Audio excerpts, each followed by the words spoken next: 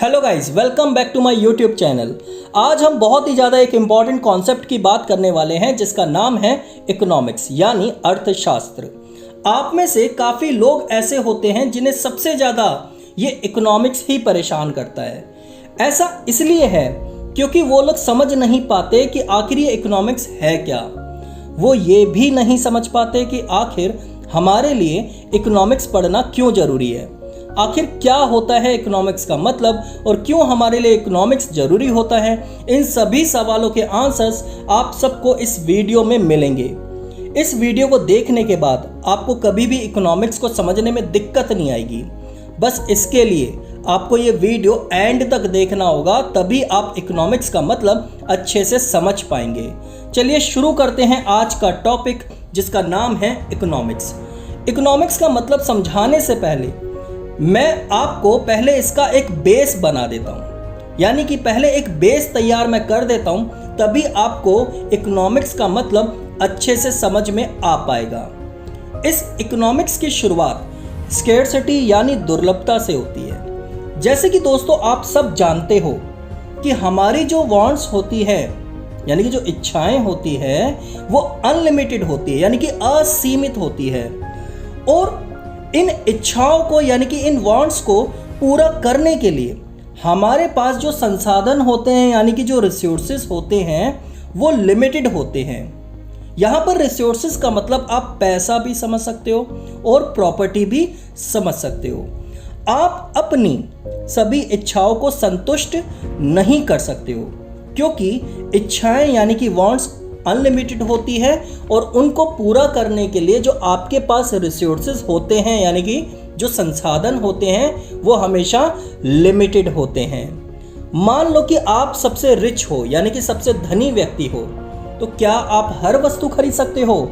इसका आंसर होगा नहीं, क्योंकि आपकी वांट्स अनलिमिटेड होती है और उनको पूरा करने के लिए आपके पास जो रिसोर्सेज होते हैं वो लिमिटेड होते हैं। चाहे आप कितने भी अमीर क्यों ना हो, आप हर वस्तु नहीं खरीद सकते। इन्हीं लिमिटेड रिसोर्सेज को स्कैर्सिटी कहते हैं। एक बार इसका मीनिंग भी देख लेते हैं। Scarcity refers to the limitation of supply in relation to the demand for a commodity, यानी कि जब आपकी डिमांड के कंपैरिजन में सप्लाई कम होती है, डिमांड के कंपैरिजन में सप्लाई कम होती है, या फिर आप ऐसा समझ लो जब किसी वस्तु की डिमांड बहुत ज़्यादा होती है और सप्लाई कम होती है, तो इस सिचुएशन को हम क्या कहते हैं?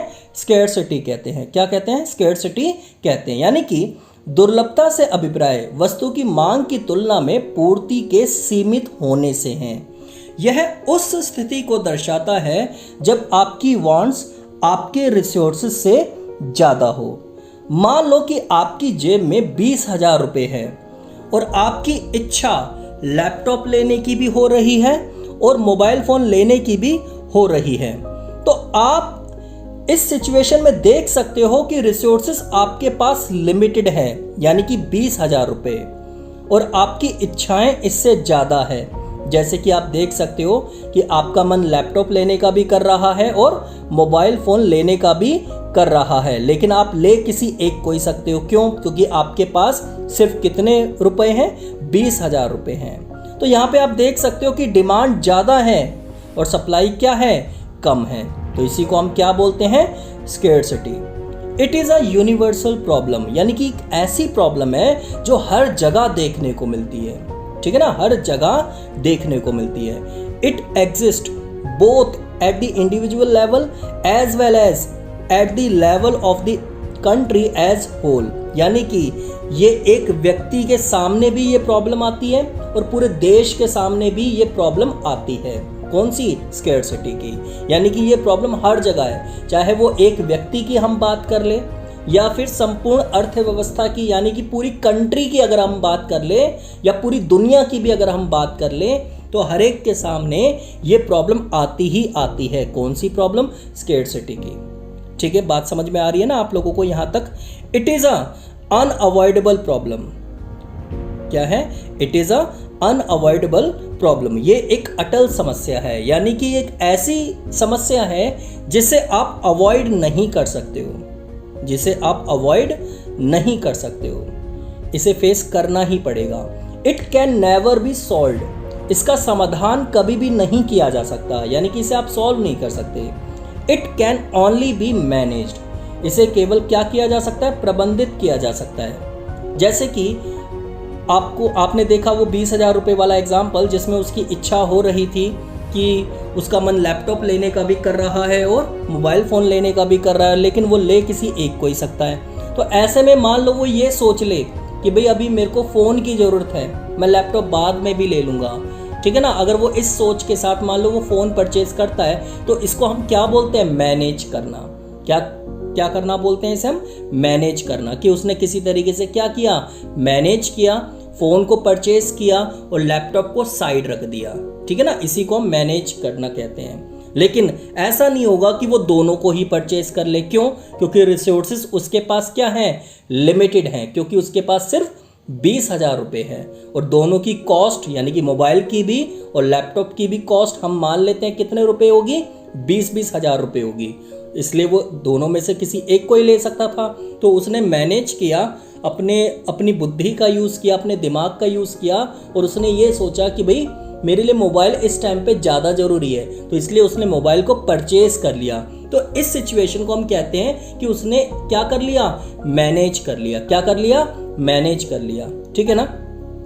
Resources are not only scarce but have alternative uses as well, यानी कि संसाधन केवल दुर्लभ ही नहीं होते बल्कि उनके वैकल्पिक प्रयोग भी होते हैं। क्या होते हैं, वैकल्पिक प्रयोग भी होते हैं। चलो एक एग्जाम्पल से समझ लेते हैं। मान लो कि एक किसान है, उसके पास एक जमीन है, उस पर वो गेहूं का, चावल का या फिर गन्ने का उत्पादन कर सकता है। यानी कि या तो गेहूं का कर सकता है या फिर चावल का कर सकता है या फिर गन्ने का प्रोडक्शन कर सकता है। ऐसे में आप यहाँ देख सकते हो कि सिर्फ एक ही जमीन है उसके पास, ठीक है ना। तो ये तो हो गई स्कैरसिटी, क्योंकि जमीन सिर्फ एक ही है और उस जमीन पर वो गेहूं का भी, चावल का भी और गन्ने का भी उत्पादन कर सकता है। तो ये हो गए ऑल्टरनेटिव क्या, यूजेस, यानी कि वैकल्पिक प्रयोग। ठीक है, बात समझ में आ गई, लिमिटेड रिसोर्स और ऑल्टरनेटिव यूजेस। एक और एग्जांपल आप समझो। हम सभी जानते हैं कि पेट्रोल की डिमांड ज़्यादा है और इसकी सप्लाई डिमांड के कंपैरिजन में क्या है, कम है। लेकिन यहाँ एक और समस्या है। स्कैरसिटी होने के कारण पेट्रोल का यूज़ न केवल गाड़ियों में बल्कि मशीनों,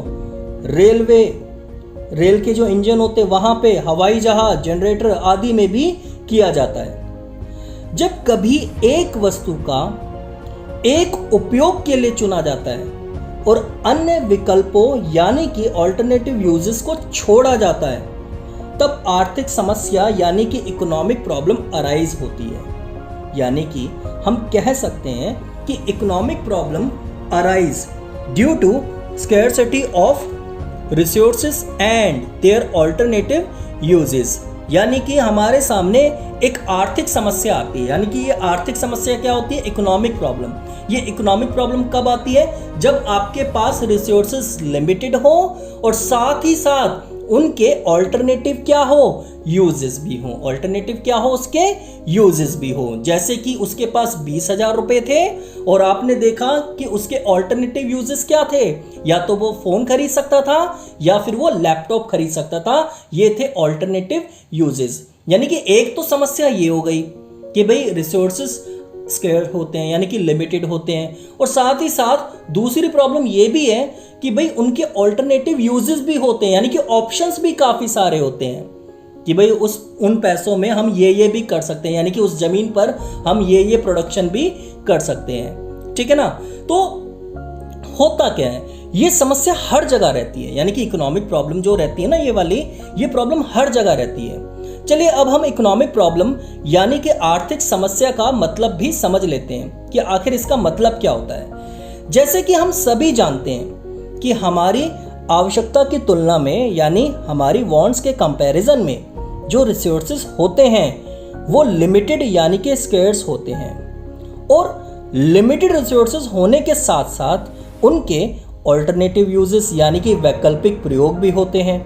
तो ऐसे में हर एक इकॉनमी, चाहे वो प्रोड्यूसर्स हो या फिर वो कंज्यूमर्स हो या फिर कोई भी हो, उन्हें अपनी सेटिस्फैक्शन को मैक्सिमम यानी कि संतुष्टि को अधिकतम करने के लिए ऑल्टरनेटिव यूजेस में से किसी एक का चुनाव करना पड़ता है। क्या करना पड़ता है? चुनाव करना पड़ता है, यानी कि चुनना पड़ता है। तो इसी को हम क्या बोलते हैं? आर्थिक समस्या यानी कि इकोनॉमिक प्रॉब्लम कहते हैं। यानी कि देखो, सिंपल शब्दों में समझो, जब आपके पास रिसोर्सेस लिमिटेड होते हैं ना, ठीक है ना, और आपके सामने ऑप्शंस भी काफ़ी सारे होते हैं, तो ऐसे में आपको किसी एक ऑप्शन को चुनना होता है, ठीक है ना। और जहां पे भी आपको चूज करना पड़ जाए, यानी कि चुनना पड़ जाए, यानी कि चयन करना पड़ जाए, तो इसी को हम क्या कहते हैं? इकोनॉमिक प्रॉब्लम कहते हैं। क्या कहते हैं हम इसी को? इकोनॉमिक प्रॉब्लम कहते हैं, यानी कि आर्थिक समस्या। जैसे कि पिछले एग्जाम्पल में हमने बात करी थी एक किसान की, जिसके पास एक ही जमीन थी और उस जमीन पर उत्पादन करने के लिए उसके सामने ऑल्टरनेटिव यूजेस भी दिखाई देते थे। यानी कि उसके सामने ऑल्टरनेटिव यूजेस भी थे। कौन कौन से? कि भाई इस ज़मीन पर वो गेहूं का भी प्रोडक्शन कर सकता है, चावल का भी और गन्ने का भी कर सकता है। ऐसे में आप यहाँ देख सकते हो कि ज़मीन तो सिर्फ एक ही है और उत्पादन की वस्तुएं हैं 3। तो ऐसे में किसान को उत्पादन करने के लिए इन तीनों में से किसी एक को चुनना पड़ेगा। मतलब उसे यहाँ चूज करना होगा कि मैं गेहूं, चावल या फिर गन्ने में से किसका उत्पादन करूं और किसका ना करूं। इसी को क्या कहते हैं? आर्थिक समस्या कहते हैं। क्या कहते हैं? इसी को हम आर्थिक समस्या कहते हैं। यानी कि हम इकोनॉमिक प्रॉब्लम को प्रॉब्लम ऑफ चॉइस यानी कि चयन की समस्या भी कह सकते हैं। क्यों कह सकते हैं? क्योंकि यहाँ पर हर एक व्यक्ति को चुनना पड़ता है, हर एक इकॉनमी को क्या करना पड़ता है? चुनना पड़ता है, ठीक है ना। क्योंकि रिसोर्सेस लिमिटेड होते हैं और उनके ऑल्टरनेटिव क्या होते हैं? यूजेस होते हैं, ठीक है ना। अब इसका मीनिंग भी देख लेते हैं, जो आपको याद रखना है। क्या है वो देख लेते हैं एक बार। Economic problem is a problem of choice involving satisfaction of unlimited wants out of limited resources having alternative uses. यानी कि इकोनॉमिक प्रॉब्लम ऑल्टरनेटिव यूजेस वाले लिमिटेड रिसोर्सेस के जरिए अनलिमिटेड वांट्स को सेटिस्फाई करने के लिए की जाने वाली चॉइस की प्रॉब्लम है। की जाने वाली किसकी प्रॉब्लम है? चॉइस की प्रॉब्लम है। अब आप सोच रहे होंगे कि सर आपने तो सब बता दिया, लेकिन अभी तक इकोनॉमिक्स क्या है वो नहीं बताया। अरे रुक जाओ, इतना परेशान मत रहो आप सब। अब बताता हूं ना आपको कि आखिर इकोनॉमिक्स क्या होता है। देखो, मैंने आपको अभी तक इकोनॉमिक प्रॉब्लम के बारे में अच्छे से समझा दिया और आपको भी इसका मतलब अच्छे से समझ में आ भी गया होगा। अब सभी को मैं एक बात बताता हूं। बताऊं मैं बात? चलो बता देता हूं। देखो, जहां इकोनॉमिक प्रॉब्लम खत्म होती है वहीं से इकोनॉमिक्स का जन्म होता है। सर समझ नहीं आया कि आप क्या कहना चाह रहे हो। अरे फिर से आप सब परेशान हो गए। चलिए देखो, मतलब मैं आपको ये कहना चाह रहा हूं कि इकोनॉमिक प्रॉब्लम्स की वजह से ही दुनिया में इकोनॉमिक्स जैसी कोई चीज आई है। यानी कि अगर कहीं इकोनॉमिक प्रॉब्लम ही नहीं होती ना अगर दुनिया में, तो इकोनॉमिक्स भी ना होता। इकोनॉमिक प्रॉब्लम है इसलिए इकोनॉमिक्स है, यानी कि स्कैर्सिटी है इसलिए इकोनॉमिक्स है। ठीक है ना, बात समझ में आ रही है आप लोगों को कि इकोनॉमिक प्रॉब्लम की वजह से ही किसका जन्म हुआ है? इकोनॉमिक्स का जन्म हुआ है। ठीक है, तो यहां पर तो देखो, अगर सिंपल सी बात मैं आपको समझाना चाहूं तो वो ये निकल कर आती है जिसे आपको अच्छे से समझना भी है। और वो बात क्या है आप देख सकते हो कि जैसा कि मैं आपको बता ही चुका हूं कि इकोनॉमिक प्रॉब्लम्स की वजह से किसका जन्म हुआ है? इकोनॉमिक्स यानी कि अर्थशास्त्र का जन्म हुआ है। इकोनॉमिक्स ही हमें बताता है कि कैसे आप अपने रैशनल मैनेजमेंट यानी कि विवेकशील प्रबंध से आर्थिक समस्या यानी कि इकोनॉमिक प्रॉब्लम को सॉल्व करते हो। ठीक है ना, किसको सॉल्व करते हो, इकोनॉमिक प्रॉब्लम को सॉल्व करते हो। इकोनॉमिक्स से हमें यह समझ में आता है कि आप किस तरह से लिमिटेड रिसोर्सेस का बेहतर तरीके से यूज यानी कि उपयोग करके मैक्सिमम सेटिस्फैक्शन यानी अधिकतम संतुष्टि को हासिल कर सकते हो। थोड़ा और समझते हैं। Economics deals with how limited resources are rationally managed at the micro as well as macro level, यानी कि अर्थशास्त्र व्यष्टि एवं समष्टि स्तर पर सीमित संसाधनों के विवेकशील प्रबंध से संबंधित है। अब यहाँ माइक्रो और मैक्रो का मतलब मैं आपको थोड़ा सा समझा देता हूँ, क्योंकि आगे हम डिटेल में पढ़ने वाले हैं। देखो, माइक्रो जब भी यूज़ किया जाता है तो ये एक व्यक्ति के बारे में होता है या फिर एक स्मॉल यूनिट के बारे में होता है, ठीक है ना। और जब बात आती है मैक्रो की तो ये पूरे इंडिया को आप ध्यान में रख के चलो, ठीक है ना। बहुत बड़े लेवल की जब हम स्टडी करते हैं, लार्ज यूनिट्स की स्टडी करते हैं, तो उसे हम क्या बोलते हैं, मैक्रो बोलते हैं, जिसमें लार्ज यूनिट्स आ जाती है। ठीक है, बात समझ में आ रही है। यहाँ पर रैशनली मैनेज, यहाँ पर मैंने एक टर्म यूज करी है, एक वर्ड यूज करा, रैशनली मैनेज्ड। तो इसका भी मतलब देखो क्या होता है। यहाँ पर रैशनली मैनेज्ड का मतलब ये होता है कि अगर हम एक कंज्यूमर की बात करें तो वो कंज्यूमर जब मार्केट में जाता है कुछ भी सामान खरीदने के लिए, तो वो हमेशा ये चाहता है कि मैं इस तरीके से खर्च करूं कि मुझे अधिकतम संतुष्टि मिल सके। क्या मिल सके, मैक्सिमम सेटिस्फैक्शन मिल सके। इसी प्रकार अगर हम एक प्रोड्यूसर यानी कि एक फर्म की अगर बात करें तो वो भी अपने रिसोर्सेस का इस तरीके से यूज करना चाहेगा ताकि उसे क्या मिले, मैक्सिमम सेटिस्फैक्शन, मैक्सिमम प्रॉफिट मिल सके। क्या मिल सके, मैक्सिमम प्रॉफिट मिल सके।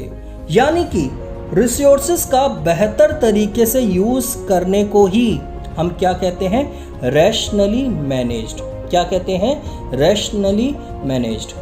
तो हमने देखा कि अगर सिंपली इकोनॉमिक्स की बात की जाए तो इकोनॉमिक्स का मतलब क्या निकल कर आया, इकोनॉमिक्स का मतलब बस यही निकल कर आया कि better utilization of limited resources. यानी जब भी हम सीमित संसाधनों का बेहतर तरीके से यूज कर पाते हैं तो इसी को हम क्या कहते हैं, इकोनॉमिक्स कहते हैं। सर आप एक एग्जाम्पल लेकर भी तो समझाओ, आपने एग्जाम्पल तो कोई लिया नहीं। अरे ऐसी क्या बात कर दी, ये लो एक क्या मैं दो एग्जाम्पल से आप लोगों को समझाता हूँ। मैं आपको समझाता हूँ इकोनॉमिक्स का मतलब और अच्छे से, ठीक है ना, आप अच्छे से समझना है। मान लो कि आपके पास सिर्फ 20 रुपए हैं। कितने रुपए हैं, 20 रुपए हैं। और आपको भूख लग रही है, बहुत जोर की भूख लग रही है। और आपने क्या किया, उन 20 रुपए को लेकर आप बाहर गए, मार्केट में गए। कहाँ गए, मार्केट में गए कुछ खाने के लिए, ठीक है।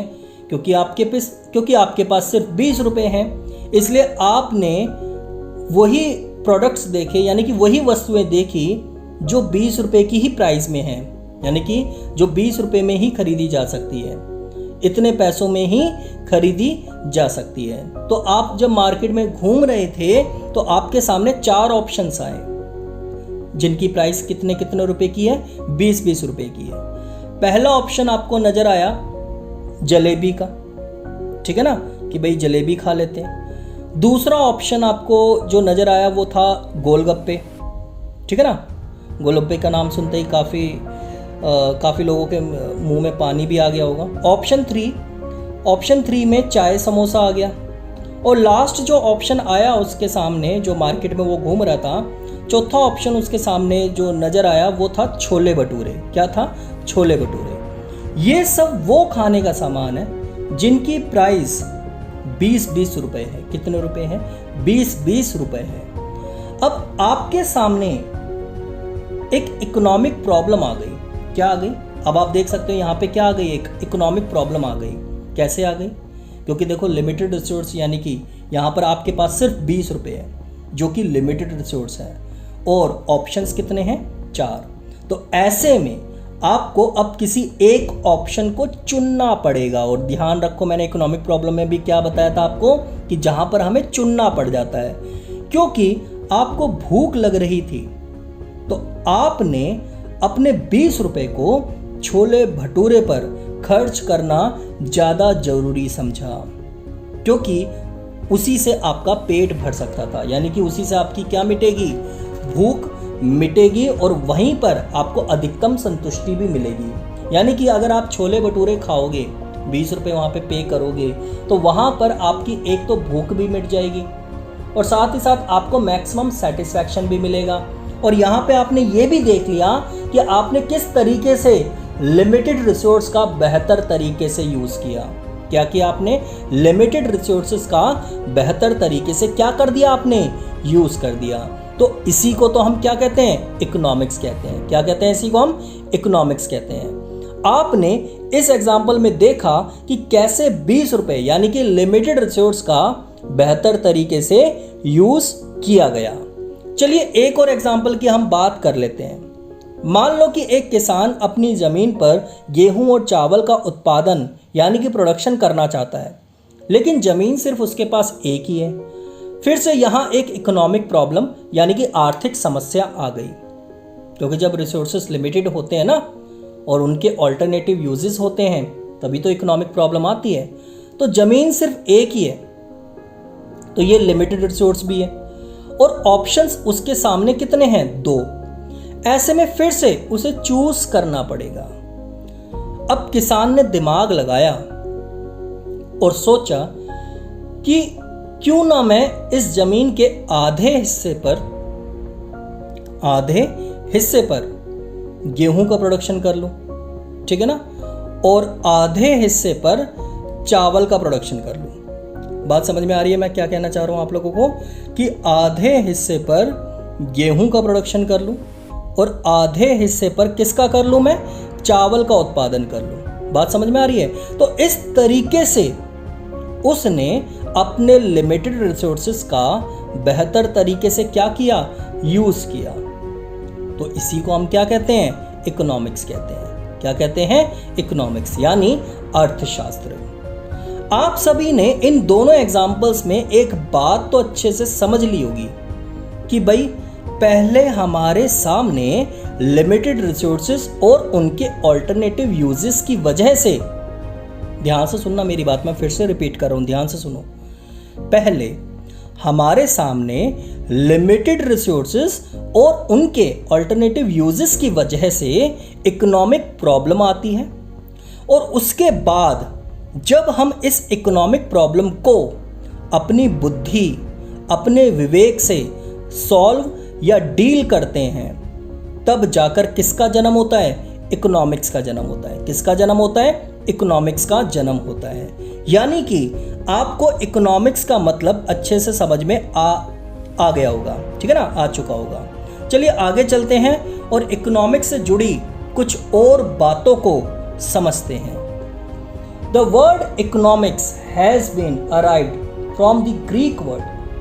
Economics का जो ये वर्ड है ना, ये आया कहाँ से, इसके बारे में भी जान लेते हैं। इकोनॉमिक्स वर्ड ग्रीक वर्ड से लिया गया था, जिसका नाम है ओकोस निमिन। ओकोस का मतलब होता है घरेलू और निमिन का मतलब होता है प्रबंधन, यानी कि मैनेज हाउस होल्ड।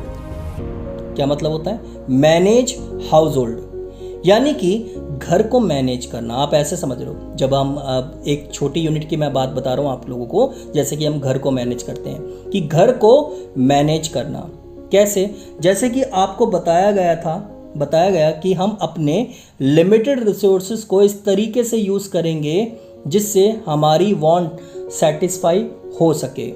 इसी को हम क्या कहते हैं, इसी को मैनेज करना कहते हैं। क्या कहते हैं, इसी को हम मैनेज करना कहते हैं। तो हिंदी में भी देख लेते हैं अर्थशास्त्र का मतलब। देखो, अर्थशास्त्र में अर्थ का मतलब होता है धन और शास्त्र का मतलब होता है क्या, वैज्ञानिक अध्ययन। तो यहाँ पर अब तक हमने क्या समझ लिया कि इकोनॉमिक्स क्या होता है, हमने अच्छे से समझ लिया। हमने देखा इकोनॉमिक्स का मतलब होता है क्या, कि जब आप लिमिटेड रिसोर्सेज का बेहतर तरीके से क्या करते हो, यूज करते हो। तो देखो, इकोनॉमिक्स आया कहाँ से, इकोनॉमिक प्रॉब्लम्स की वजह से। अगर प्रॉब्लम्स ही ना होती तो इकोनॉमिक्स भी ना होता, ठीक है ना। तो ये जुड़े हुए हैं, ये एक दूसरे से क्या है, जुड़े हुए हैं। और इकोनॉमिक प्रॉब्लम कब आती है, जब रिसोर्सेस लिमिटेड होते हैं और उनके अल्टरनेटिव क्या होते हैं, यूजेस होते हैं। जैसे कि 20 रुपये वाला एग्जाम्पल आपको याद होगा, उसमें मैंने आपको क्या बताया कि उसके पास 20 रुपये थे और ऑप्शंस उसके सामने थे 4, जलेबी, गोलगप्पे, ठीक है ना, चाय, समोसा और छोले भटूरे। तो इसी की वजह से कौन सी प्रॉब्लम आती है मार्केट में, कौन सी प्रॉब्लम का जन्म होता है, इकोनॉमिक प्रॉब्लम यानी आर्थिक समस्या। और जब हम इस आर्थिक समस्या को अपने दिमाग से यानी कि रैशनली मैनेज्ड करके इसको सॉल्व करते हैं, तब जाके किसका जन्म होता है, इकोनॉमिक्स का। तो इसी को हम क्या कहते हैं, इकोनॉमिक्स कहते हैं, ठीक है ना। तो यहाँ तक आप लोगों को अच्छे से समझ में आ गया होगा। चलिए आगे चलते हैं और बात करते हैं इकोनॉमिक्स की कुछ डेफिनेशंस की। यूं तो काफ़ी सारी डेफिनेशंस हैं इकोनॉमिक्स को लेकर, लेकिन हमें जो याद रखनी है और जो समझनी है वो है 4 डेफिनेशंस। चलिए आइए देखते हैं कि वो 4 डेफिनेशंस कौन कौन सी है। सबसे पहली डेफिनेशन आती है जिसका नाम है वेल्थ डेफिनेशन। 1776 में एडम स्मिथ ने दुनिया को ये डेफिनेशन दी थी। एडम स्मिथ को इकोनॉमिक्स का फादर भी कहा जाता है। उनकी एक बुक भी थी जिसका नाम था वेल्थ ऑफ नेशन। क्या है उनकी डेफिनेशन में एक बार देख लेते हैं। An inquiry into the nature and causes of wealth of nation. अर्थशास्त्र राष्ट्रों के धन की प्रकृति तथा कई कारणों की खोज से संबंधित है। Economics is the science of wealth. इस डेफिनेशन में क्या था, बेसिकली इकोनॉमिक्स को धन का विज्ञान माना गया, यानी कि wealth refers to those goods which satisfy human wants. यहाँ पर वेल्थ यानी कि धन का मतलब उन गुड्स से है जो हमारी वांट्स को सेटिस्फाई करता है। Only goods are consider not services. सिर्फ गुड्स को कंसिडर किया गया, सर्विसेज को कंसिडर नहीं किया गया। प्राइमरी इंपॉर्टेंस वेल्थ, ज़्यादातर यहाँ पे वेल्थ को फोकस किया गया। एंड सेकेंडरी इंपॉर्टेंस दिया गया किसको, मैन को। यानी कि जो एडम स्मिथ थे उन्होंने अपनी डेफिनेशन में वेल्थ यानी कि धन पर फोकस किया। उनका ये मानना था कि लोगों के पास अगर धन होगा तो वो किसी भी चीज़ को खरीद सकते हैं, वो कुछ भी ले सकते हैं। उनका मानना था कि इको में धन यानी कि वेल्थ ही सबसे ज़्यादा जरूरी है। उनकी इसी सोच की वजह से उनकी आलोचनाएं भी हुई। काफ़ी लोगों का ये कहना था कि आप ऐसे कैसे कह सकते हो कि सिर्फ धन ही इम्पॉर्टेंट है, क्या आपको वेलफेयर से कोई मतलब नहीं है। अपनी डेफिनेशन में वेल्थ को ही आपने इम्पोर्टेंस दी है, लोगों की एक्टिविटीज़ या लोगों के वेलफेयर के बारे में आपने कोई ध्यान नहीं दिया। और इसी वजह से उनकी डेफिनेशन में ये कमियां निकल के आई और इस कमियों को पूरा किया गया नेक्स्ट डेफिनेशन में। और वो नेक्स्ट डेफिनेशन यानी कि जो दूसरी डेफिनेशन आई उसका नाम था क्या, वेलफेयर डेफिनेशन। क्या नाम था, वेलफेयर डेफिनेशन। 1890 में ये डेफिनेशन आई और इस डेफिनेशन को बनाया किसने, अल्फ्रेड मार्शल ने। किसने बनाया, अल्फ्रेड मार्शल ने। उनकी एक बुक भी थी, उसका नाम था principle of economics. Principle of economics. और इस डेफिनेशन का नाम उन्होंने वेलफेयर डेफिनेशन ही रख दिया। चलिए देखते हैं कि आखिर इस डेफिनेशन में है क्या। इन्होंने अपनी डेफिनेशन में कहा कि ठीक है भाई, वेल्थ जरूरी होता है, लेकिन वेल्थ के साथ साथ वेलफेयर भी तो होना जरूरी है। उन्होंने अपनी डेफिनेशन में वेलफेयर पर जोर दिया। इनकी डेफिनेशन थी, economics is the study of Mankind in the ordinary business of life. अर्थशास्त्र जीवन के साधारण व्यवसाय में मानव जाति का अध्ययन करता है। यानी कि इस डेफिनेशन में मार्शल ने ह्यूमन बिहेवियर पर स्टडी की, यानी कि लोगों के व्यवहार के बारे में अध्ययन किया। तो ये थी अल्फ्रेड मार्शल की डेफिनेशन। लेकिन इसमें भी एक कमी थी।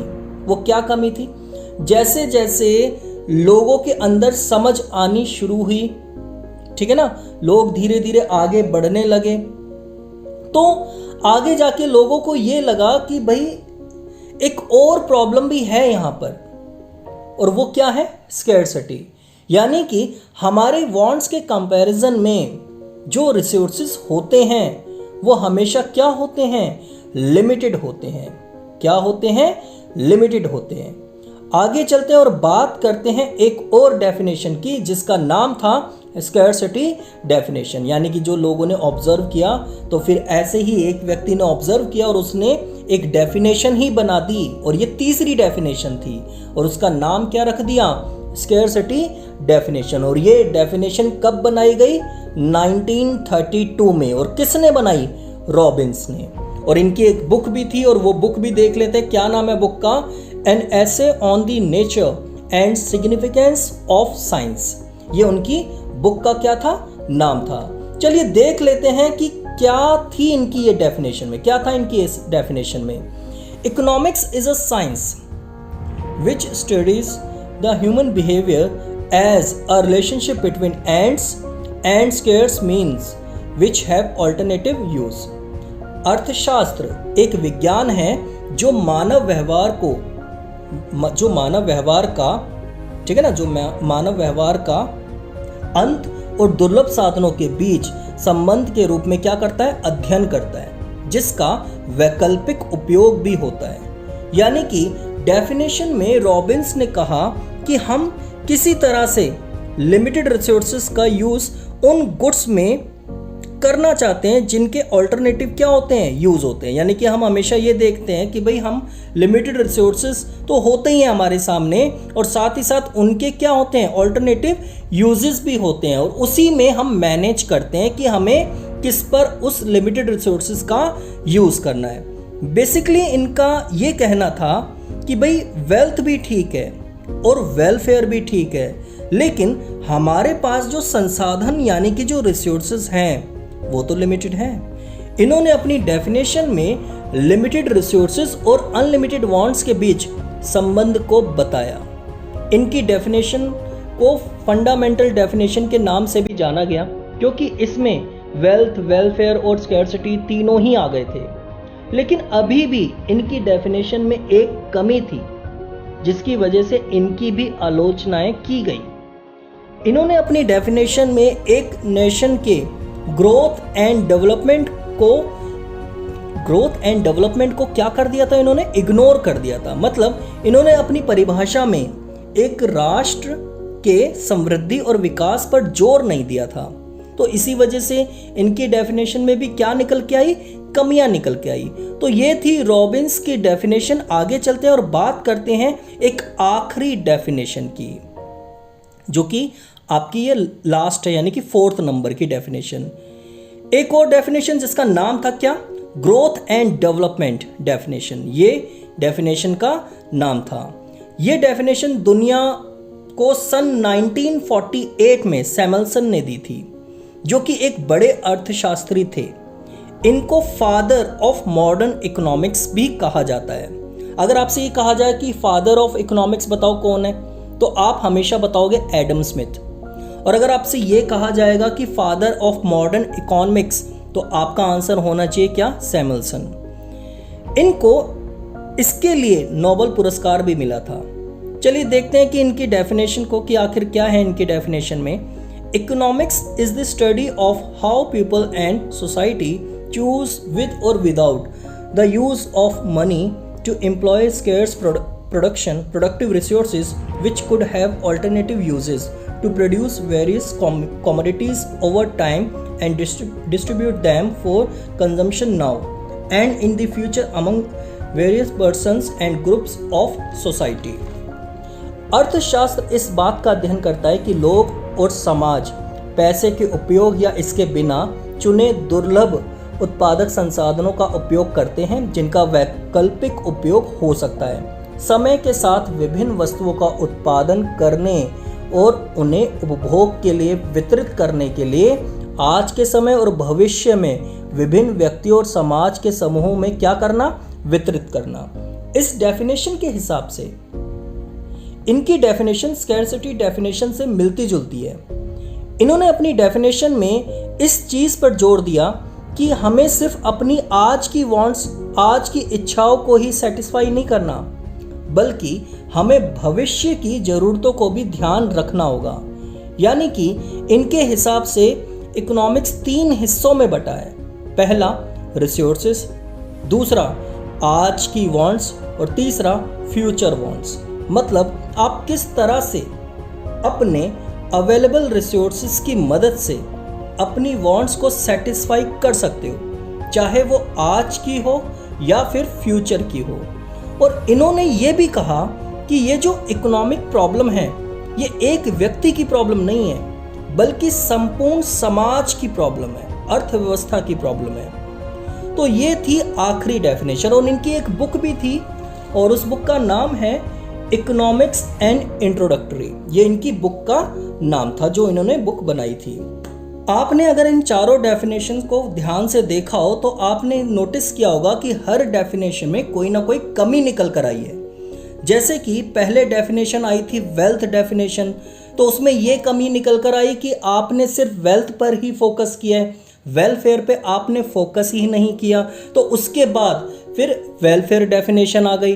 अब इसमें भी क्या था कि लोगों को लगा कि रिसोर्सेज तो लिमिटेड होते हैं और ये तो हमेशा ही होता है ऐसा, और वेलफेयर की डेफिनेशन में इस पर फोकस ही नहीं किया गया था। ठीक है ना। तो उसके बाद हुआ क्या, उसके बाद एक और डेफिनेशन आई जिसका नाम था स्कैरसिटी डेफिनेशन। लेकिन इस डेफिनेशन में भी एक कमी निकल कर आई, जो कि थी इस डेफिनेशन में कोई नेशन के ग्रोथ एंड डेवलपमेंट से रिलेटेड कोई भी बात नहीं की गई थी। तो आखिरी डेफिनेशन में इस कमी को भी पूरा कर दिया गया। तो जो इकोनॉमिक्स की सही डेफिनेशन थी वो थी सैमुअलसन ने दी थी, जिसमें उन्होंने सारी कमियों को पूरा कर दिया था। तो यहां हमने इकोनॉमिक्स की सारी डेफिनेशंस खत्म कर ली है। चलो अब हम आगे चलते और बात करते हैं इकोनॉमिक्स के मीनिंग की।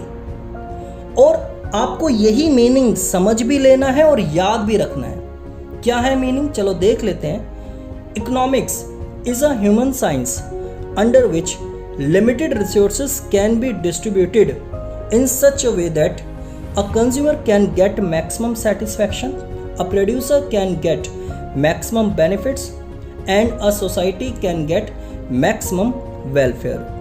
अर्थशास्त्र वह मानवीय विज्ञान है जिसके अंतर्गत सीमित संसाधनों का बंटवारा इस प्रकार किया जाए कि एक उपभोक्ता को अधिकतम संतुष्टि प्राप्त हो, एक उत्पादक को अधिकतम लाभ प्राप्त हो सके तथा एक समाज का अधिकतम कल्याण हो सके। यानी कि इसमें क्या था कि लिमिटेड रिसोर्सेज का इस तरीके से डिस्ट्रीब्यूट करना है कि एक प्रोड्यूसर को तो मैक्सिमम सेटिस्फैक्शन मिल सके, ठीक है ना, प्रोड्यूसर को मैक्सिमम प्रॉफिट मिल सके और कंज्यूमर को मैक्सिमम सेटिस्फैक्शन मिल सके, और साथ ही साथ जो सोसाइटी है, जो क्या है सोसाइटी है, उसका मैक्सिमम वेलफेयर हो सके। तो ये ही तो इकोनॉमिक्स है। ये पूरा क्या है, इकोनॉमिक्स है कि भाई हम अपने लिमिटेड रिसोर्सेज को इस तरीके से बांटेंगे कि अगर सोसाइटी में कंज्यूमर्स रहते हैं तो उन्हें तो मिल सके मैक्सिमम क्या, सेटिस्फैक्शन, और प्रोड्यूसर्स की अगर बात करें तो उन्हें क्या मिल सके, मैक्सिमम प्रॉफिट। और साथ ही साथ अगर सोसाइटी की बात करें तो सोसाइटी क्या चाहती है, मैक्सिमम वेलफेयर। इसी को हम क्या कहते हैं, इकोनॉमिक्स, कि भाई अपने लिमिटेड रिसोर्सेज का इस तरीके से आपने डिस्ट्रीब्यूट करना है कि कंज्यूमर हो, प्रोड्यूसर हो या फिर सोसाइटी हो, हर एक का क्या हो सके, बेनिफिट हो सके। कंज्यूमर को सेटिस्फैक्शन मिल जाए, प्रोड्यूसर को मैक्सिमम प्रॉफिट मिल जाए और सोसाइटी का क्या हो जाए, मैक्सिमम वेलफेयर हो सके। ठीक है, जैसे कि हमने 2 एग्जाम्पल में समझाया था कि एक 20 रुपये वाला और एक किसान की ज़मीन वाला हो, तो उसमें हमने देखा था कि किस तरीके से उसने अपने लिमिटेड रिसोर्सेज का यूज़ किया और उसके बाद उसे मैक्सिमम सेटिस्फैक्शन मिल गया। देखा था ना आप लोगों ने, क्या देखा था उसमें कि 20 रुपये उसने छोले भटूरे में खर्च किए और वहीं पर उसको क्या मिल गया, उस पर मैक्सिमम सेटिस्फैक्शन मिल गया। और वो व्यक्ति कौन था, कंज्यूमर था। उसी के बाद मैंने एक और एग्जाम्पल लिया था किसान वाला, उसमें आपने देखा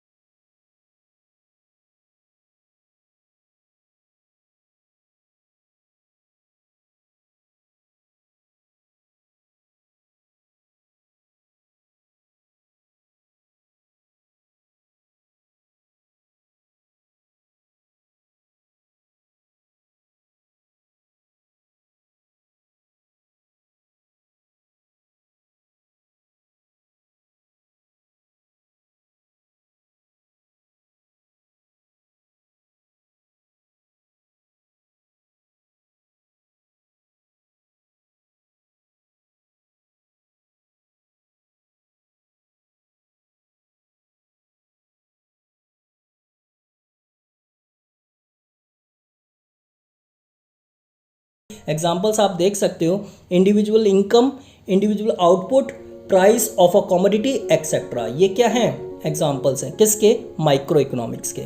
ठीक है ना, यानी कि जहां पर पूरे इंडिया की बात नहीं की जाती, किसी एक सिंगल पर्सन की बात की जाती है या फिर किसी एक पर्टिकुलर ग्रुप की बात की जाती है, तो वो किसके अंदर आ जाता है? माइक्रो इकोनॉमिक्स का वो एग्जाम्पल बन जाता है। अब इसके it's main tools are demand and supply. इसके जो मेन टूल्स होते हैं वो कौन से होते हैं? डिमांड और सप्लाई। आप देख सकते हो, हम जब भी लॉ ऑफ डिमांड पढ़ते हैं तो वहाँ पे एक व्यक्ति को ध्यान में रखकर हम देखते हैं कि भाई एक व्यक्ति क्या चाहता है? मैक्सिमम सेटिस्फैक्शन चाहता है। और सप्लाई की अगर बात करें तो प्रोड्यूसर क्या चाहता है? मैक्सिमम प्रॉफिट चाहता है। तो इसलिए इसके मेन टूल्स क्या हैं? डिमांड और सप्लाई है। अदर नेम, इसका दूसरा नाम क्या होता है? इसको दूसरे नाम से भी हम बोलते हैं और वो नाम क्या है? Price theory. इसको बोला जाता है प्राइस थ्योरी। इन माइक्रो इकोनॉमिक्स, अब माइक्रो इकोनॉमिक्स में ये जो लिखा है ना आपको MICRO, है ना, तो MI, इसमें जो I है, यहाँ पे I लेटर का मतलब होता है इंडिविजुअल्स।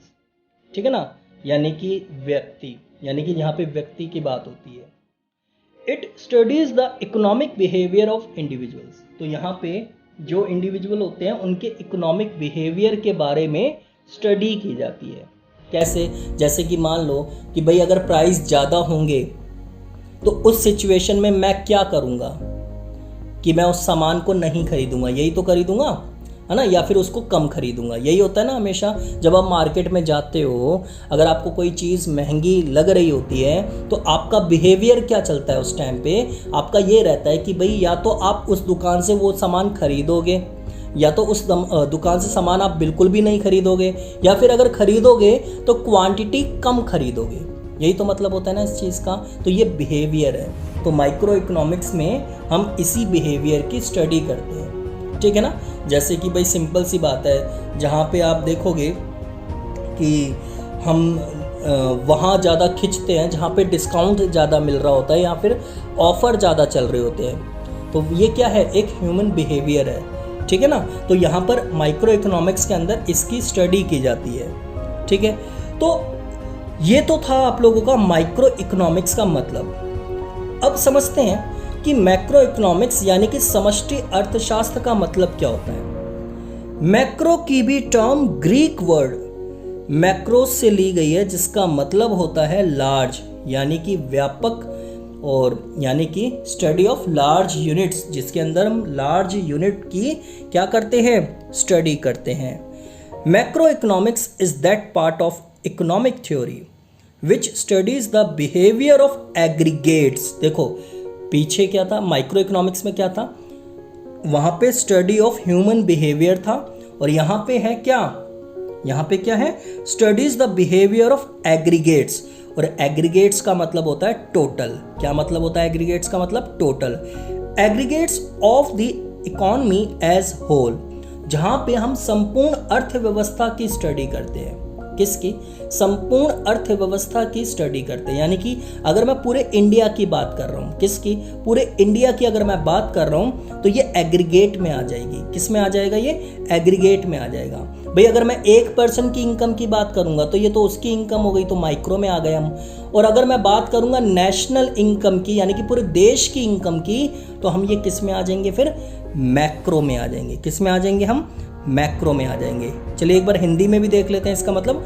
समष्टि अर्थशास्त्र आर्थिक सिद्धांत का वह हिस्सा है जो कि संपूर्ण अर्थव्यवस्था से संबंधित समग्र का अध्ययन करता है, यानी कि टोटल का अध्ययन करता है। इसके एग्जाम्पल्स क्या हो सकते हैं? National income, aggregate output, aggregate consumption etcetera. ये इसके क्या हैं? एग्जाम्पल्स हैं। तो आप देख सकते हो यहाँ पे एग्रीगेट वर्ड यूज़ किया जाता है। क्या किया जाता है? एग्रीगेट। एग्रीगेट का मतलब ही क्या होता है? टोटल। यहाँ पे जैसे कि हम पूरे इंडिया को ध्यान में रखकर देखते हैं ना चीज़ों को, तो उसे हम वहाँ पे फिर एग्रीगेट वर्ड यूज़ करते हैं हम। ठीक है ना, जैसे कि एग्रीगेट आउटपुट कितना हुआ है इंडिया का, ठीक है ना, और ये सारी बात जब एग्रीगेट में आ जाती है तो उसको हम क्या कहते हैं? जैसे कि एग्रीगेट डिमांड हो गई, एग्रीगेट सप्लाई हो गई। तो ये किस लेवल पे बात कर रहे हैं हम? इंडिया के लेवल की बात कर रहे हैं, इंडिया को ध्यान में रखकर बात कर रहे हैं, इसलिए इसे हम मैक्रो इकोनॉमिक्स की कैटेगरी में डालते हैं। और नेशनल इनकम तो आपको पता ही है कि जहाँ पे आप पूरे देश के इनकम को काउंट करते हो, ठीक है ना। और एग्रीगेट डिमांड भी इसका, it main tools are aggregate demand and aggregate supply. इसके मेन टूल्स क्या हो गए? Aggregate demand and aggregate supply. और आपने देखा कि माइक्रो में मेन टूल्स क्या थे? सिर्फ डिमांड और सप्लाई। और यहाँ पे इनके साथ क्या लग गया? एग्रीगेट लग गया। एग्रीगेट का मतलब होता है टोटल, यानी कि इंडिया में रहने वाले जितने भी लोगों ने डिमांड करी है, ठीक है ना, जितने भी लोग डिमांड करते हैं उन सब की डिमांड को आप जोड़ दो। जोड़ने के बाद जो रिजल्ट आएगा उसको हम एग्रीगेट कहते हैं। क्या कहते हैं? एग्रीगेट कहते हैं, ठीक है ना। ऐसे ही सप्लाई की बात आप कर लो, जितने भी सारे प्रोड्यूसर्स हैं उन्होंने जितनी भी सप्लाई करी है उन सबको जोड़ दो आप। जोड़ने के बाद जो रिजल्ट आएगा उसको हम क्या बोलते हैं? एग्रीगेट। क्या कहते हैं उसे हम? Aggregate supply. In macro economics, अब मैक्रो इकोनॉमिक्स में जो ए लेटर है, A, the letter A stands for aggregate. तो यहाँ पे जो ए लेटर है ना वो एग्रीगेट को ही रिप्रेजेंट करता है। और एग्रीगेट का मतलब ही क्या होता है? टोटल, ठीक है। It studies the economy as whole. तो यहाँ पे पूरे इकोनॉमी की यहाँ पे स्टडी की जाती है, यानी कि संपूर्ण अर्थव्यवस्था की स्टडी की जाती है, पूरे देश की, ठीक है। चलिए आगे चलते हैं और बात करते हैं कुछ और टाइप की इकोनॉमिक्स की। अब हम पढ़ने वाले हैं साइंस के रूप में इकोनॉमिक्स कितने प्रकार की होती है। तो यहाँ पर भी दो प्रकार की इकोनॉमिक्स होती है। एक पॉजिटिव इकोनॉमिक्स यानी कि वास्तविक अर्थशास्त्र, और दूसरा है नॉर्मेटिव इकोनॉमिक्स यानी कि आदर्शात्मक अर्थशास्त्र। चलिए पहले हम पॉजिटिव इकोनॉमिक्स को समझ लेते हैं। पॉजिटिव इकोनॉमिक्स यानी कि वास्तविक अर्थशास्त्र, it deals with what is or how the economic problems are actually solved। यानी कि इसमें क्या होता है, मैं आपको बता दूं, पॉजिटिव इकोनॉमिक्स में क्या होता है कि सिर्फ हम इकोनॉमिक इश्यूज के बारे में बात करते हैं। जैसे कि मैं आपको ऐसे कहता हूं कि देश में गरीबी है, ये तो सबको पता है, तो मैं यहाँ पे क्या कर रहा हूँ? सिर्फ बात ही तो कर रहा हूँ ना इकोनॉमिक इशू के बारे में। जैसे कि बेरोजगारी बहुत है, तो ये क्या हो रही है? सिर्फ एक बात हो रही है, ठीक है ना। तो जब हम किसी मुद्दों पर बात करते हैं जो कि इकोनॉमिक इश्यूज होते हैं, तो उन पे जब हम बात करते हैं ना, तो उसको हम किस कैटेगरी में डालते हैं? पॉजिटिव इकोनॉमिक्स की कैटेगरी में डालते हैं। किस में डालते हैं? पॉजिटिव इकोनॉमिक्स की कैटेगरी में। It deals with economic issues related to past, present and future. तो यहाँ पे वही बात हो गई, इकोनॉमिक इश्यूज पास्ट वाले भी हो सकते हैं, प्रेजेंट वाले भी हो सकते हैं और फ्यूचर वाले भी हो सकते हैं। जैसे कि मैं एक एग्जांपल लेता हूँ आप लोगों को, आप ऐसे समझ सकते हो। जैसे कि मैं बोल रहा हूँ कि देश में गरीबी थी, सिर्फ बात कर रहा हूँ, लेकिन ये पास्ट की बात हो रही है। देश में गरीबी है, मैं बात कर रहा हूँ इकोनॉमिक इशू पर, लेकिन ये प्रेजेंट की बात हो रही है। देश में गरीबी रहेगी, ये फ्यूचर की बात हो रही है, ठीक है ना। लेकिन मैं सिर्फ क्या कर रहा हूँ? इकोनॉमिक इशू पे बात कर रहा हूँ, इसलिए इसे हम किस में डालते हैं? पॉजिटिव इकोनॉमिक्स, ठीक है। Statements of positive economics relate to what was, what is and what would be. वही बात हो गई कि यहाँ पर जो इसके स्टेटमेंट्स रहते हैं वो यही रहते हैं कि क्या था, क्या है और क्या होगा, ठीक है ना भाई। गरीबी थी, गरीबी है, गरीबी होगी, तो ये क्या है? एक स्टेटमेंट है। कौन से? पॉजिटिव इकोनॉमिक्स के। तो इसमें ये सारी बातें होती है कि क्या था, क्या है और क्या होगा, ठीक है ना। Statements of positive economics are not necessarily the statements of truth, these may be true और फॉल्स। यानी कि जो पॉजिटिव इकोनॉमिक्स के जो स्टेटमेंट्स होते हैं ना, वो जरूरी नहीं है कि वो सच ही हो, वो ट्रू हो भी सकते हैं और नहीं भी हो सकते, ट्रू हो भी सकते हैं और नहीं भी हो सकते, ठीक है ना। जैसे कि मैं आपको ऐसे बता देता हूँ कि लोग बात कर रहे हैं कि देश की जनसंख्या जो है वो 100 करोड़ है, ठीक है ना। अब एक्चुअल में जब कैलकुलेशन की जाएगी तो हो सकता है कि 100 करोड़ हो, या फिर ये भी हो सकता है कि 100 करोड़ से ज्यादा हो जाए। तो जो 100 करोड़ बोला गया तो जरूरी थोड़े ना कि वो बिल्कुल करेक्ट ही निकले, आगे पीछे भी हो सकता है कि नहीं हो सकता। इसलिए यहां पर ये कहा गया कि statements of positive economics are not necessarily the statement of the truth, यानी कि जरूरी नहीं है कि वो सच्ची हो, ठीक है ना, वो गलत भी हो सकता है।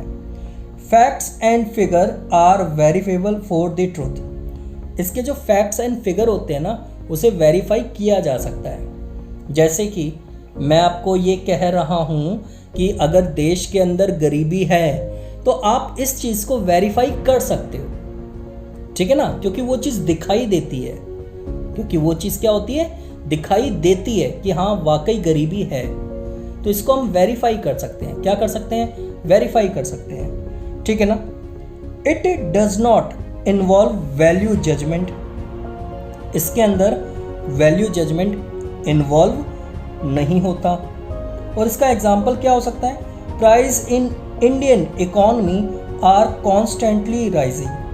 मान लो कि यहाँ पर भी बात हो रही है कि भाई इंडियन इकोनॉमी के जो प्राइस हैं वो कॉन्स्टेंटली क्या हो रहे हैं, बढ़ते जा रहे हैं, राइज होते जा रहे हैं, ठीक है ना। तो यहाँ पर भी क्या हो रही है, एक तरीके से बात ही तो हो रही है। तो ये था पॉजिटिव इकोनॉमिक्स का पूरा कॉन्सेप्ट। अब हम समझते हैं कि नॉर्मेटिव इकोनॉमिक्स यानी कि आदर्शात्मक अर्थशास्त्र का मतलब क्या होता है। It deals with what ought to be और how the economic problems should be solved, यानी कि पॉजिटिव इकोनॉमिक्स में जैसे कि अगर मैंने बात करी कि देश में गरीबी है तो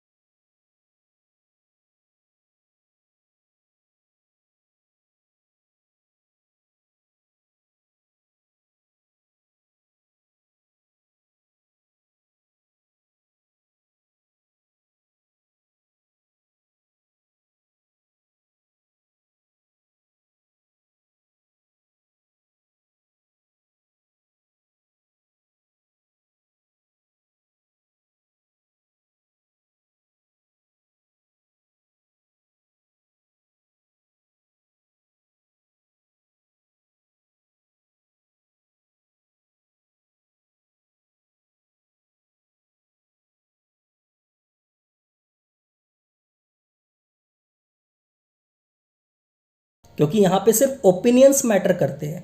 क्या मैटर करते हैं यहाँ पे? ओपिनियंस, कि भाई जनसंख्या ज़्यादा है तो कम होनी चाहिए, ठीक है ना। इन्हें एक्चुअल डेटा से क्या मतलब है? इन्हें तो सिर्फ इकोनॉमिक प्रॉब्लम को लेकर क्या देना होता है? ओपिनियन देने होते हैं। इकोनॉमिक इश्यूज को लेकर क्या देने होते हैं? ओपिनियन देने होते हैं, ठीक है ना। आगे क्या है? Normative statements are not verifiable at all. इन्हें वेरीफाई नहीं किया जा सकता। क्या नहीं किया जा सकता? वेरीफाई किया नहीं जा सकता, ठीक है ना। अब मैं कह रहा हूँ कि पॉपुलेशन कम होनी चाहिए, ठीक है ना। अब कुछ कदम उठाए भी गए होंगे, बट उन्हें वेरीफाई नहीं किया जा सकता, क्योंकि यहाँ पर ये मैक्रो लेवल की बात हो रही है, बहुत बड़े लेवल की बात हो रही है, ठीक है ना। तो ये अगर हम पूरे एक्यूरेसी की बात करें तो उसके बेसिस पर ये पूरी तरीके से वेरीफाई इसे नहीं किया जा सकता। It involves value judgement. इसके अंदर वैल्यू जजमेंट क्या होती है? इन्वॉल्व होती है। एग्जाम्पल क्या हो सकता है इसका? India should take steps to control rising prices. यानी कि पीछे वाले एग्जाम्पल में, यानी कि पॉजिटिव इकोनॉमिक्स का एग्जाम्पल क्या था, उसमें हमने क्या पढ़ा था? Price in Indian economy are constantly rising. इसमें हमने सिर्फ बात करी थी, और यहाँ पे देखो ओपिनियन आ गया। क्या आ गया? ओपिनियन। क्या लिखा है इसमें? India should take steps to control rising prices. तो यहाँ पे ये बात आ गई कि इंडिया को प्राइसेस को कंट्रोल करने के लिए क्या लेने चाहिए? स्टेप्स लेने चाहिए। तो ये था पूरा वीडियो इकोनॉमिक्स के ऊपर। मैं उम्मीद करता हूँ कि आपको अब इकोनॉमिक्स के बारे में अच्छे से समझ में आ गया होगा। अब कभी भी आपको इकोनॉमिक्स को समझने में दिक्कत नहीं आएगी, ठीक है ना। इस वीडियो को बनाने में बहुत मेहनत लगी है मेरी। अगर आपको ये वीडियो पसंद आया है तो आप प्लीज़ इस वीडियो को आप ज़रूर शेयर करना, और जिन्होंने अभी तक मेरा चैनल सब्सक्राइब नहीं किया है वो इस मेरी चैनल को ज़रूर सब्सक्राइब कर लेना। अगर वीडियो वाकई में पसंद आई है आप लोगों को तो आप सभी दिल से लाइक और कमेंट भी ज़रूर करना।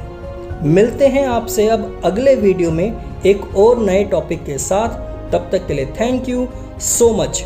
खुश रहिए, स्वस्थ रहिए और मस्त रहिए। बाय।